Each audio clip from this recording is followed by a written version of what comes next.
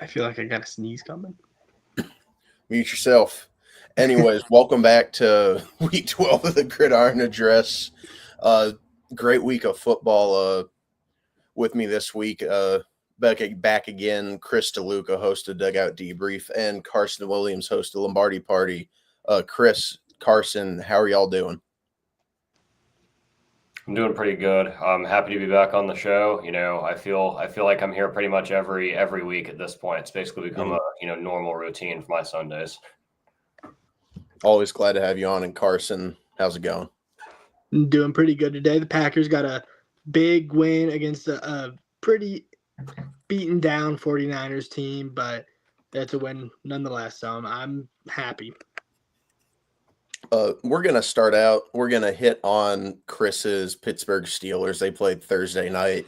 Obviously, rough game against a bad Browns team, to just put it lightly. Chris, what are your thoughts on Pittsburgh's performance Thursday night? It was terrible, and this is unsustainable. That's the thing is, people are blaming the weather. Even George Pickens was going and trying to be like, oh, if it was, not snowing to that level, we would have won. I was like, no, we're not winning at this offensive rate. Yes, we did score a touchdown. Russell Wilson passed for a touchdown. I didn't even know he could do that, but apparently he can. Overall, I think I speak for most Steelers fans. We saw this coming. It was a classic trap game going on the road into a hard place to play. Carsen, what did you think of Pittsburgh's performance against Cleveland? I basically agree, and I thought they actually played pretty well. All considering it was a crazy back and forth game, interceptions and everything. But I completely agree with Chris, and this is what I've thought about the Steelers all year long, is that their offense is better than it has been probably since Big Ben, honestly. But it's still just not good enough to win a playoff game. Even against the Ravens, it was all field goals, no touchdowns, and that's just not going to happen again. You'd have to get a pretty bad draw in the first round to beat a team with the offense looking like the way it is. Yeah, it's tough to see. I thought Pittsburgh would have been able to pull it out, honestly. Just disappointing. Their offense has to get it together. It feels like they're on the verge of being a great team. That defense has been there for forever. It feels like they're consistently great, but they're just a little bit short. As it stands right now, the Steelers are slated to play the Ravens in the wild card round, which I don't think Pittsburgh beats Baltimore again, honestly. I feel like the Ravens will get it together and get the win unless Pittsburgh's offense can get, even two of those field goals into touchdowns. I think that would be enough to put them over the edge. But moving on, my Carolina Panthers almost pulled it off against the two-time defending Super Bowl champs. I went into this week with absolutely zero expectations, playing a great Chiefs team. They only have, I think since 2018, they had this graphic up during the game. They are 19-4 following a loss, and they don't lose back-to-back. So I didn't have high hopes, and Bryce Young impressed me so much. We saw him, to me, he looked like the quarterback we thought he was going to look like coming out of Alabama. He was great under pressure. He made some amazing throws that I had not seen him make in his NFL career up to this point. But Patrick Mahomes does what Patrick Mahomes does, got a 32-yard run late in the fourth. They run out the clock and kick a field goal. So it sucks to see, but I'm still happy. I know moral victories are a questionable thing to consider. The loss still sucks, but to take two-time Super Bowl champs that close is a really good sign for me. Chris, I'll throw this question to you first. Has your opinion changed on the Panthers' future after this game, seeing, players step up? The D-line had 5 sacks, and Bryce Young looked really good. Yeah, I think it's a good sign. And even when they benched Bryce Young, I wasn't one of those people saying that they should go draft a quarterback. I think that he is their quarterback of the future as of now, as it stands. Of course, he's going to have growing pains going into a situation that he went into. But I mean, he looked almost Steph Curry-esque today, like in a way, like in some of his dropbacks, letting the receivers get open, taking his time because the offensive line let him have time this time, so to speak. So I think it's a big positive for Carolina. Adam Thielen had that really great catch too on the 2-pointer. It was overall entertaining. I would always get excited when Red Zone would cut over that game. It was great. And Carson, same question to you. Bryce Young was a name that was thrown around prior to the trade deadline. Like maybe Carolina moves on from him. He hasn't looked great. He comes out, got a couple wins in a row, and played a really great football game against a really good Chiefs defense. How has your feelings changed about the Panthers' future and Bryce Young's future? I still don't feel great about either. Bryce Young has been really, a lot better than he had looked in the past few weeks since he came off the bench. And I think that's what really did it for him, is some time to sit, some time to watch the offense behind a veteran, Andy Dalton, and get it together. And clearly, it has just done numbers for his confidence, for his accuracy, for his decision making. And then, like Chris said, the offensive line gave him the time to do what he had to do. And that's what is, I think, most important for a quarterback. He's young. He's not super mobile. He obviously is small and kind of frail compared to a lot of NFL quarterbacks. So the offensive line has to give him time and keep pressure off of him. And I was just impressed by the way they did that, especially against a tough Chiefs defense, a defense that a lot of people have said is the best in the league. I still think that the Steelers have the best in the league, but the Chiefs are right there. So I was really, really impressed and have been impressed by Bryce Young, but I do just want to stay kind of cautiously optimistic. It's been, 3 or 4 games now, and he had looked pretty rough for a year and a half. So I do think that he could be at least a guy like an Andy Dalton, somebody who moves around a lot and plays, just in spots. But I don't really have a lot of faith in him being a franchise quarterback at this point. Jason saying, if anything, it shows the Chiefs are vulnerable. Hubbard MVP of the Panthers. I got to agree. Hubbard has made a massive leap this season.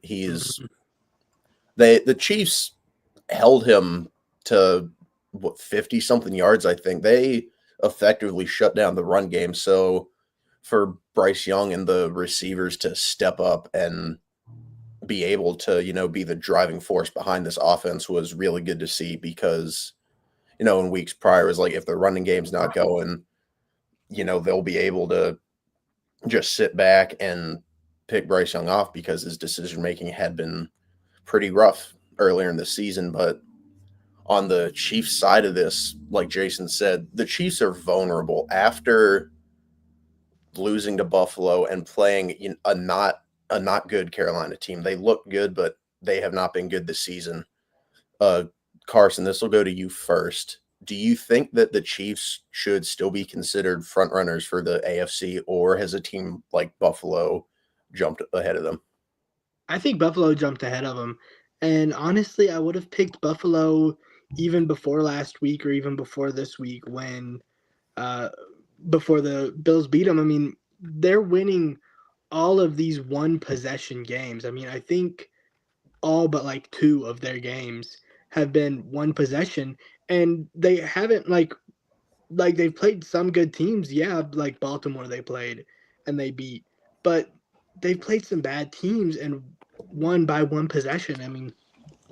To me, I don't think that it's the most sustainable formula when you're riding your defense, but your offense just stalls over and over and over. Eventually, when you play a team like the Bills or like the Ravens, even I probably wouldn't take the Ravens because the Ravens' defense has been really bad. But when you play a team like the Bills or just other explosive offenses, you have to keep up. And this Chiefs offense, I don't think is super capable of keeping up with the Josh Allens of the world right now. Or even I could even see a team like the Packers. I know I'm a Packers guy and it might seem biased, but just with how explosive our offense is, I could see a team like that just outgunning the Chiefs right now. So I think they do have some problems on the offensive end that they have got to clean up. It's going to help a lot when Pacheco comes back in. Or I don't know if he's coming back until later in the playoffs, but they have to clean it up if they want to be the tip top for me. Yeah, for sure. Jason's saying on the other side of this, the Chiefs can, pull it out in these close games, and when they're not playing their best, they're still finding ways to win.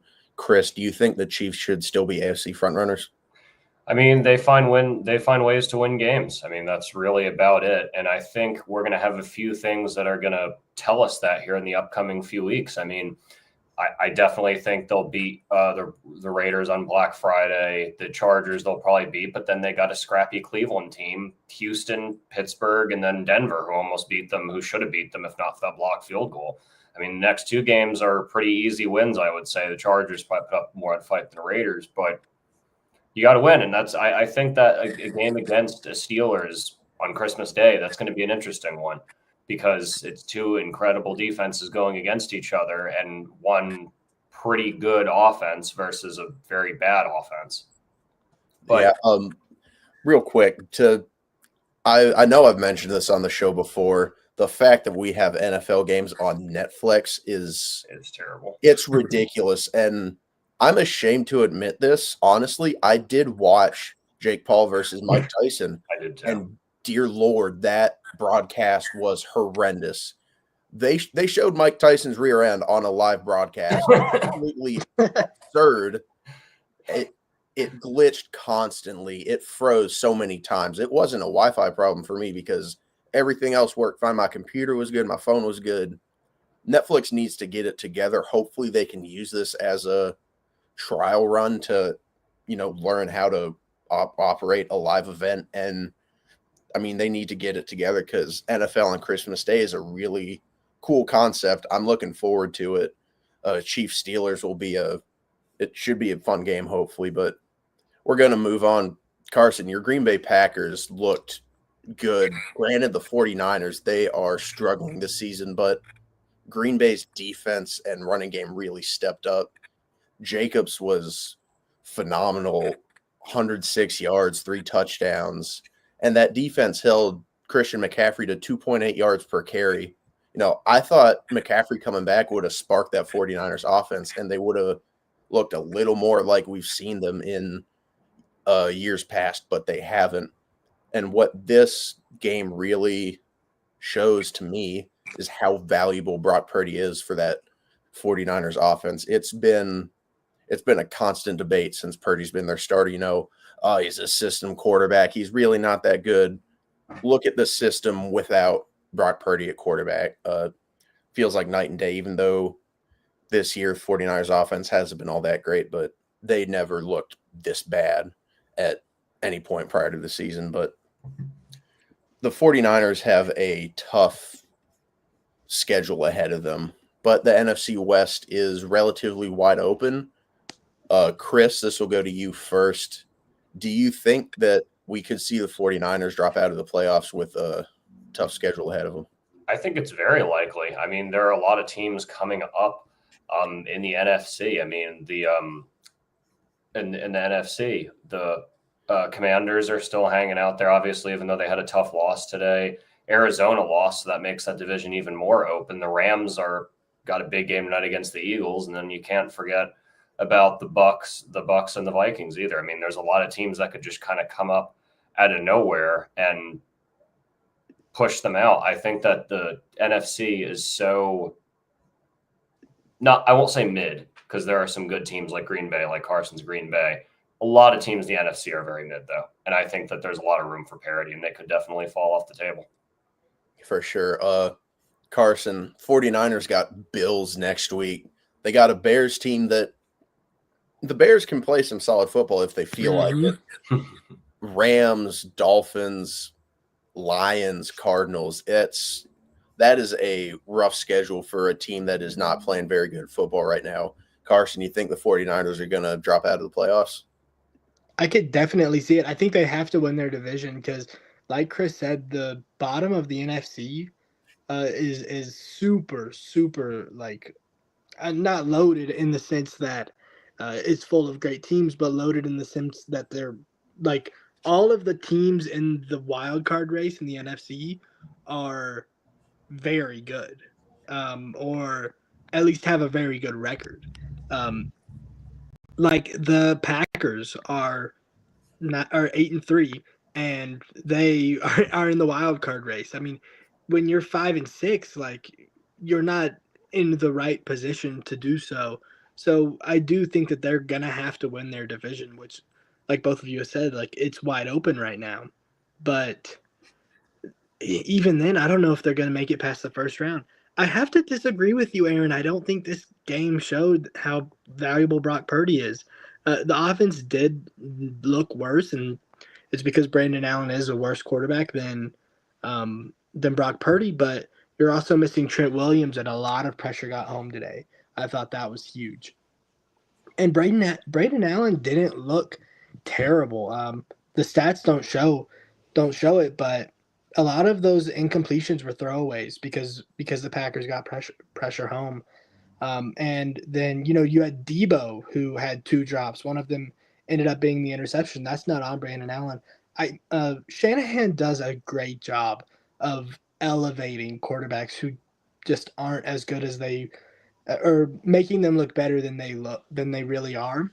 And I'm not saying necessarily that's what he does with Brock Purdy, but I just think that this team could operate at a decently high level with Trent Williams in there. I think that that's a bigger loss than Brock Purdy was. So I'm not saying Brock Purdy is a bum. I don't think I actually like him a lot. I think he's like probably top 13-ish, not top 10 though, and I just don't think he's like an irreplaceable piece of this offense. Jason, 49ers playing on one leg, no Purdy hurt. Everyone in the NFC West is still alive. That division is looking like it's going to be pretty interesting. If the Rams win tonight, we're going to have a 3-way tie for first place with the 49ers at 5-6, everyone else at 6-5.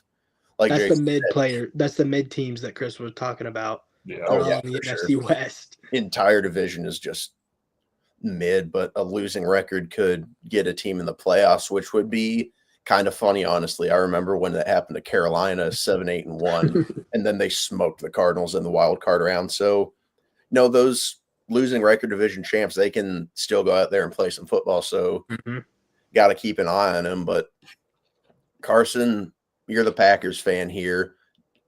This might be a bit of a stretch. I just want to throw it out there because the Packers have played some really good teams close.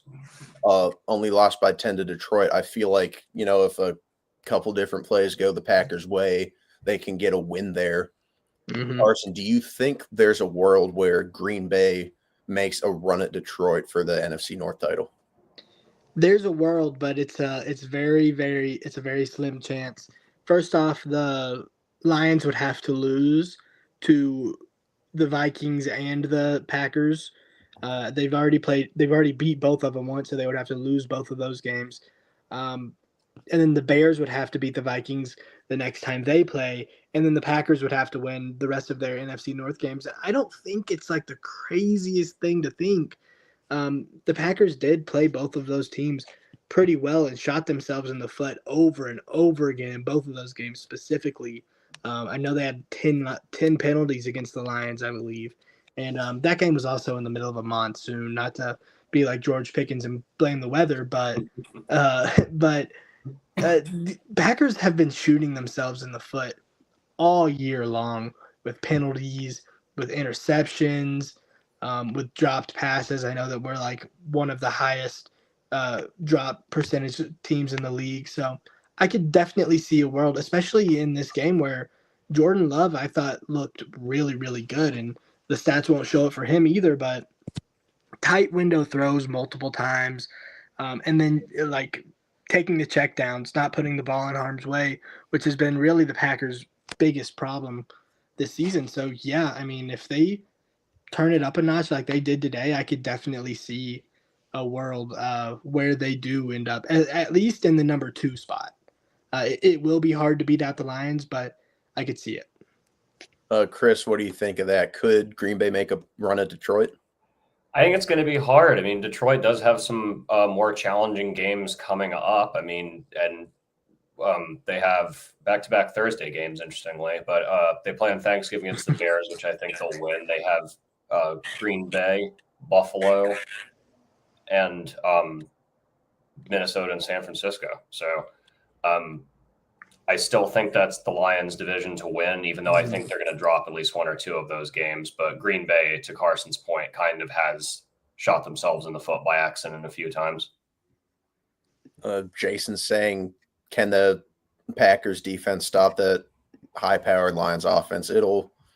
It's possible, honestly. I think Green Bay's got a good defense. Like Carson said earlier, their offense is really explosive when Josh Jacobs is running really good. That Green Bay offense is great, but they struggle with drops. President Michael Davis, he can finally join after a Cowboys win. Unfortunately not. You are not on the show this week. Maybe I'll have you on the next couple weeks, hopefully after a Cowboys loss, because it's just there's a lot of them to see that. Yeah. It'll be hard to fit him in a win. I think you missed your opportunity, man. But that, just real quick to touch on that game, absolutely insane ending. 86-yard touchdown to McLaurin, and then they botched the PAT, and the Cowboys return an onside kick for a touchdown. Just insane stuff in the last minute of that football game. But moving on, we're going to do our rapid fire segment. I'm going to ask both of my guests a couple questions, get their response, and then just keep it moving to try and hit on some of the games that we didn't go into more detail on. Chris, Houston drops to 7-5 after a loss to the Titans. Could the Texans possibly play themselves out of a playoff spot with games against the Chiefs, Ravens, Jags, Dolphins, and Titans? I mean, it's hard. I think the only reason that they're still going to make the playoffs is because of how bad the division is. I mean, that's pretty much it. I mean, Indy did not look great today. I was never really big on them in particular. And Houston, I mean, CJ Stroud, man, I love the guy, but it's just the offense is lethargic. I mean, that's the big thing. I mean, Fairbrand, yeah, missed that critical field goal that would have tied it. Just overall ugly looking game. And I expected a lot more from this team, but this has been the theme at least for a while. I mean, when they blew that big lead to Detroit a few weeks ago on Sunday Night Football, we were really hyped up about that game, and it was entertaining, but it's kind of been a downward spiral for Houston since then. Yeah, it's rough. Jason's saying Houston's pretenders. I got to agree with him at that point. I was super high on Houston going into this year. It sucks to see him struggling. And Michael met the guy who scored that onside kick touchdown. That's pretty cool, actually. Jason, bad loss. Stroud's making some suspect decisions. It is a sophomore slump for Stroud, without a doubt. I tweeted about it, but I just think that this is the reason why CJ Stroud can't be put in conversations with the best guys. I think that Jordan Love is better than him, because that offense can just grind to a halt. Just like Chris said, it can get so lethargic with CJ Stroud. Just like, he's so conservative, never takes big shots. He looks terrified of interceptions. He got 2 today, and it just looks like his confidence was destroyed. Yeah, it was rough. Carson, the Commanders lose their 3rd in a row. They're also sitting at 7-5. Do you think this offense can get it together heading into their last handful of games, or have teams got enough film on Jaden Daniels and have figured out how to stop their offense? I don't want to say that their offense can't get it together, but Jaden Daniels is a rookie, and it's hard going through stretches like this as a rookie. I always thought that they were kind of pretenders. I always thought that their offense just was kind of on a heater at the time because it's just hard to sustain that when your defense is so terrible, cannot get off the field. It's just hard to keep your offense in a groove. So I'm gonna say no. I don't think their offense is gonna be able to keep up with how bad their defense is. Chris, we talked about the NFC West earlier. Cardinals are tied with the Seahawks for the lead right now, and the Rams have a chance to make it a three-way tie. Who do you think comes out of the NFC West? It's a hard one. It's a really, really hard one.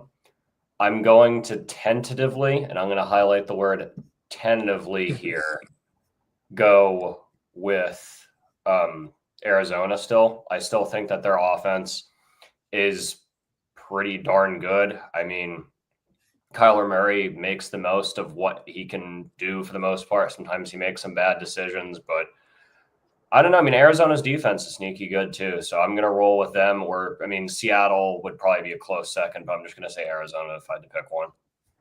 You know, I think tonight will be big for the Rams if they want to make a push for it. But we don't see two teams out of the NFC West in the playoffs because there's a couple teams where their records are too good to have a losing team be able to sneak in there. I think if the Rams win tonight, they have a really good chance. But Carson, before we go into our primetime preview, the Vikings almost let the Bears storm back, but they held on and got a 30-27 victory in overtime. Where would you put the Vikings in your NFC power rankings after having some close games to some bad teams in the last few weeks? I think I would probably have them fourth or fifth. I'm trying to think. I would do Detroit. I would do Philadelphia. I would do Packers, and then I would do Vikings. I think they're so much worse than a 9-2 team. These wins, especially this one against the Bears, I mean, good for them. They did hold on, but I just don't think Sam Darnold is that caliber of a guy that he looked like in the beginning of the season. I know that they have been kind of beat up with some injuries, but I just don't see them sustaining this, especially this is going to be a hard conference to beat, to make it through to an NFC championship game. You got the Packers in there. You're going to have the Packers in there. You're going to have Philadelphia in there. Detroit's going to get the bye. So I think that they're fourth. I think Packers, even though they lost that game, Minnesota has just regressed to me, and the Packers just played their best game all season. So I'm going to go ahead and put them fourth behind Detroit, behind Philadelphia, and behind Green Bay. And moving on to tonight's primetime matchup, Eagles-Rams. Eagles are 3-point favorites. They're looking to make it 7 wins in a row and maintain their lead in the NFC East. Interesting enough, all but 2 of the Rams games this season have been decided by 1 score. So they've been in almost every game they played this season. So can a healthy Rams team possibly give the Eagles a run for their money, or will Philly continue their hot streak and look like a potential challenge for Detroit in the NFC? Carson? I can absolutely see the Rams winning this game. I am not above a Jalen Hurts stinker or a Nick Sirianni stinker. I think those two things are every single game. They are just waiting to happen. Not that it has happened for the past 6 straight games, but I'm never past that. And then Matthew Stafford is on the Rams, and I think that he's just aging like fine wine. I mean, he's one of my favorite players to watch. The way he hangs in the pocket and just delivers these balls on a string while being hit. I mean, it's so fun to watch, and he really plays football the way I think it was meant to be played by a quarterback.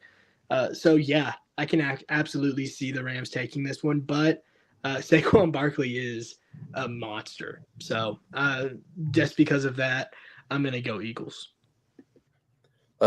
Jason agreeing with you there. He thinks that Saquon's going to run all over the Rams. He's going Philly 24, Rams 17.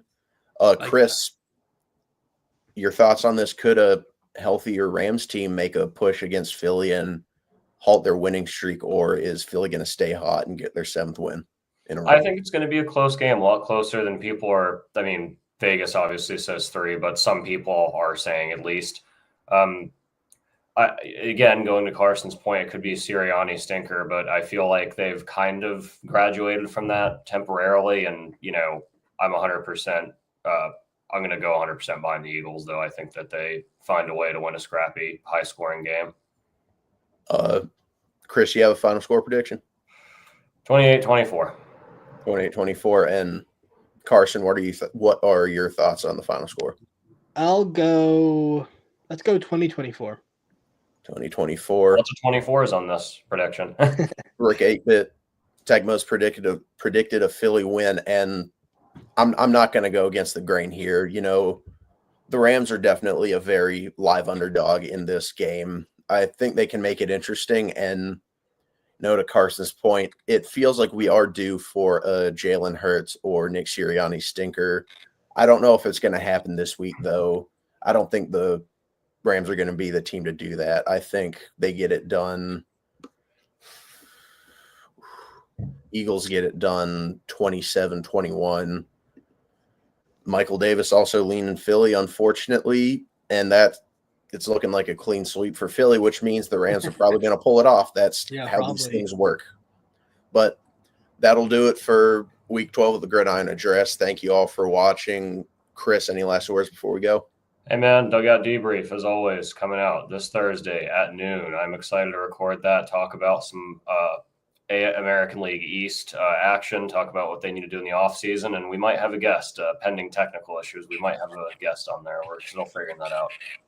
Definitely be sure to watch that. I'm looking forward to it. Chris, Carson, any last words before we go? Yeah, same as Chris. Just watch Lombardi Party. I'm thinking it might be a little later in the week this time. I've realized that these times don't really work out with my schedule. So, but it will be coming out this week, so don't worry.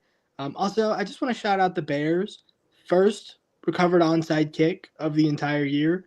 I'm a Packers fan, so I normally won't shout them out, but good for them. And that's it for Week 12. Thank you all for watching again, and let's go watch a good football game, hopefully.